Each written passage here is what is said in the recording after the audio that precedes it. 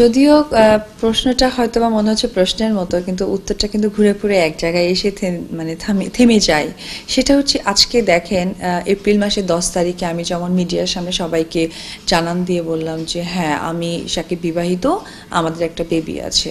হয়তো এটা নিয়ে অনেক দর্শকও মনও খারাপ করেছে, হয়তো বা সাকিব ভক্ত যারা তারা হয়তো অনেকেই ফিল করছেন। ম্যাক্সিমাম সময় কিছু কিছু সোশ্যাল মিডিয়া আছে যেমন ফেসবুক, ইউটিউব, টুইটার, এরকম অনেক সোশ্যাল মিডিয়া আছে, সেখানে আমাকে ঘিরে অনেক ধরনের মাঝে মন্তব্য করা হয় যে সে সাকিবের কেরিয়ার নষ্ট করতে চায়, সে সাকিবকে ভালো চায় না, সাকিবের খারাপ চায়।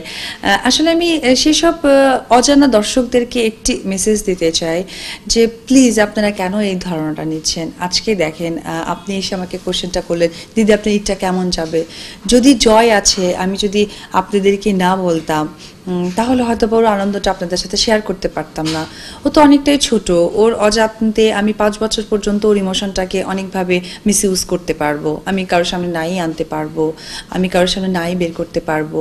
তো সেম থিং আজকে আপনি আমাকে প্রাউডের সাথে বলছেন যে দিদি জয় আছে, আজকে ঈদটা আপনার কেমন যাচ্ছে। আমিও বললাম যে হ্যাঁ ভালো যাবে, কারণ ওকে নিয়ে আমি আজকে ফ্রিডমভাবে গাড়িতে ঘুরতে পারবো, ফ্রিডমভাবে আমি একটা রেস্টুরেন্টে বসতে পারবো, ফ্রিডমভাবে ওর আমি ড্রেস আপ ইজিলি কিনতে পারবো, ইনফ্যাক্ট ওর গায়ে পরিয়ে আমি ফিটিংস করাইতে পারবো যে ঠিক আছে আমার ছেলে।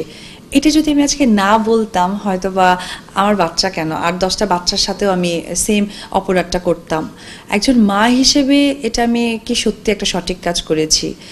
আর একজন ওয়াইফ হিসেবে আমি আমার হাজবেন্ডকে রেসপেক্ট করেছি যে আমাদের বাচ্চা কেন অসম্মানিত হবে।